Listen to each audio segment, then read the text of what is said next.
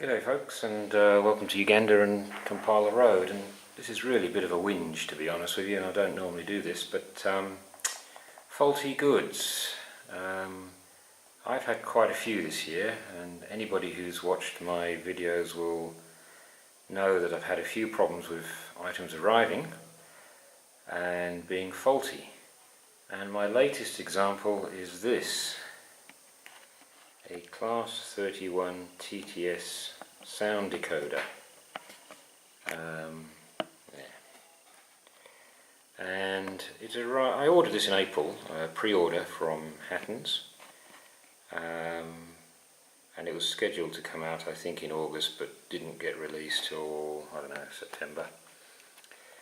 And it was for this loco, my Super Detail 31, which I've had for a while, and I've repaired it, and I'm lucky because it's one of those ones that's meant to have that mosaic problem, which is another issue I've got, but this loco doesn't have that problem. So I rather excitedly received this about 3 or 4 weeks ago, after a long wait, and didn't use it for about a week because I was otherwise engaged, and anyway, put it in, and I had to modify this loco because there's no room for the speaker. And this loco, as you probably know, comes with the rotating fan, and here's the fan here, and the rotating mechanism is in here. Now when I repaired her, I changed the motor and redid the wiring because it was pretty bad condition. I disabled the fan motor mechanism, partly because I'd read a lot about it and heard a lot about it from people, that it does upset the mechanism and affect slow crawl. I didn't see that. I didn't see an improvement by disconnecting it. When I say disconnecting, I just cut the rubber band. And anyway, to fit this decoder in, I have removed the mechanism from inside the loco, and I've attached the fan to the roof, as you can see, so you can't see any difference. And in actual fact, the speaker for this decoder fits perfectly where the fan drive mechanism actually sits. So here it is. That's the speaker, slightly different from the old style. The old style was round, but this actually fits perfectly in there where the fan drive mechanism was, and that's the chip. Now I put this in to the 31, and lo and behold, I had problems immediately. On slow running, or startup and slow running, the locomotive fires off at different directions, very, very juddery when you get a little bit of power to it, and it's only after the mid-range speed that she settles down and functions properly.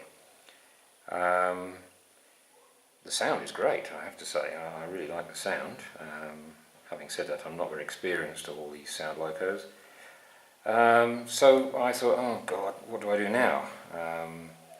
And I tried it in a second locomotive, just to make sure my repaired 31 wasn't the culprit. So I tried it in my sacrificial lamb of a loco, my mongrel, as the Australians say, Class 25. It's a Bachmann chassis with a Hornby body, and there's a reason I've done that, but that's another story. So I tried it in this loco, and I'll demonstrate it to you now, and it was just as bad. So it's obviously the chip that's at fault. So excuse the camera wobble. I've put in the chip on the 25. The reason I'm doing it on 25 is that I can't be bothered to unscrew the 6 screws to take off the body on that one. Sorry about that. But it's much easier to do it on this, but you will see what I mean. Without the sound, this is her going in all her glory.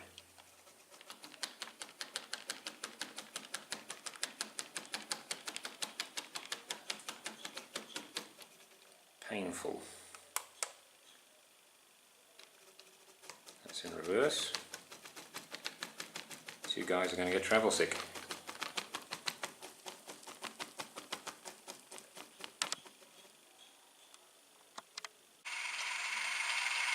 started the sound. I think she sounds great, and once it's in the body of the 31 it would sound good. No complaints there. So this is her going.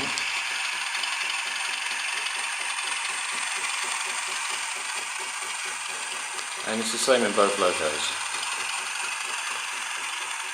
Let's bring her down. Well, she's cut out now. Let's bring her back.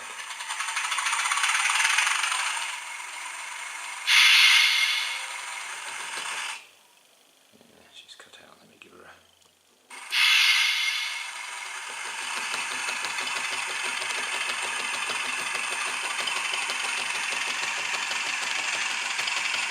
Good, isn't it?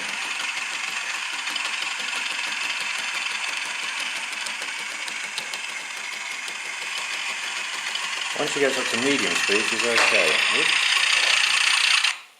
That's me cutting out here.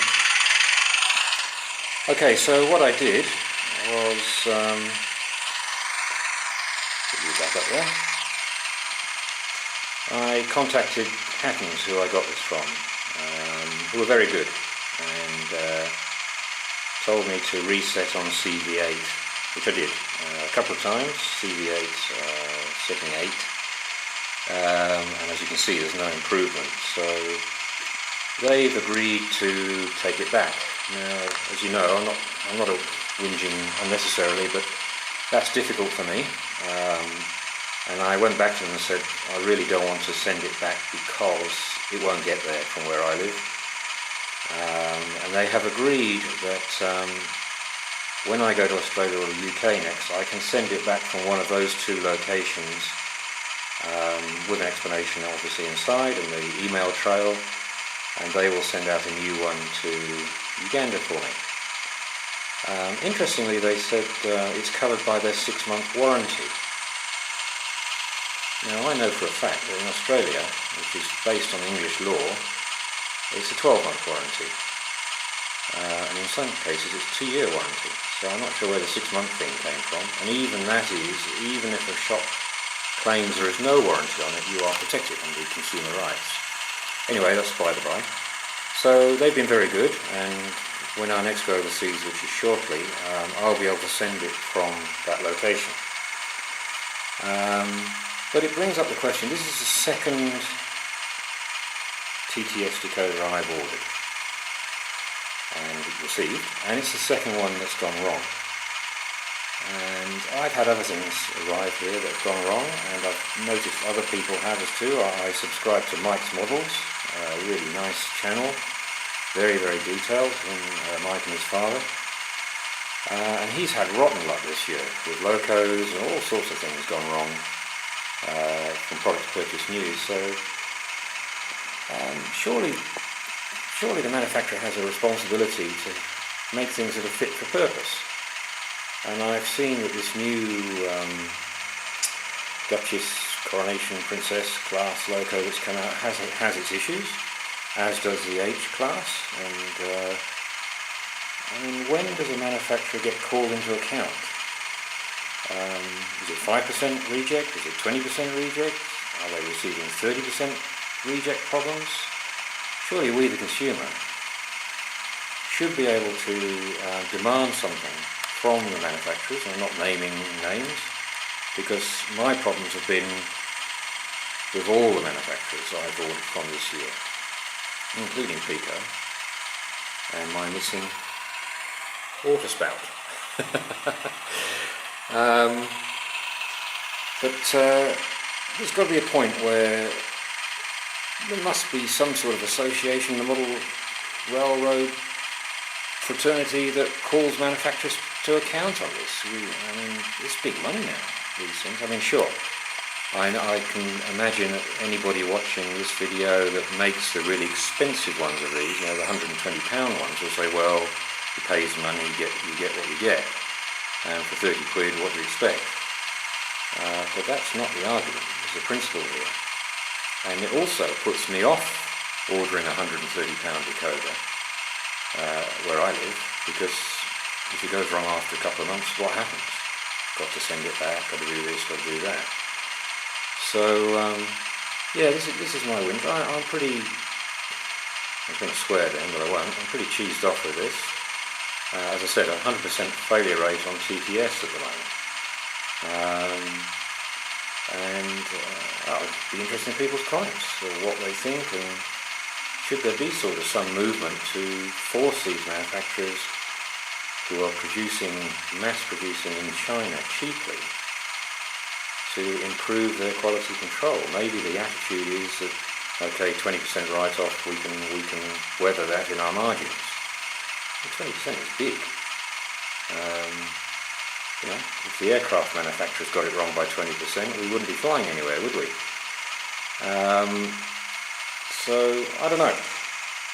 I'd be interested in comments. I'm pretty cheesed off by this, partly because of the time now it's going to take. I will be able to send this back to the UK at the end of this month, which means I will probably get the replacement early to mid-January, which is a 9 months from order to receiving, and actually hopefully it'll work, is 9 months. I do notice I've ordered my Bristolian, which I showed in my last video. That was from Wales or Sheffield, and I noticed they put a little piece of a slip of paper in there saying they have tested the locomotive to make sure it works. And I'm grateful for that. My 72XX came from Rails as well, and there was a slip in there saying they had tested before sending.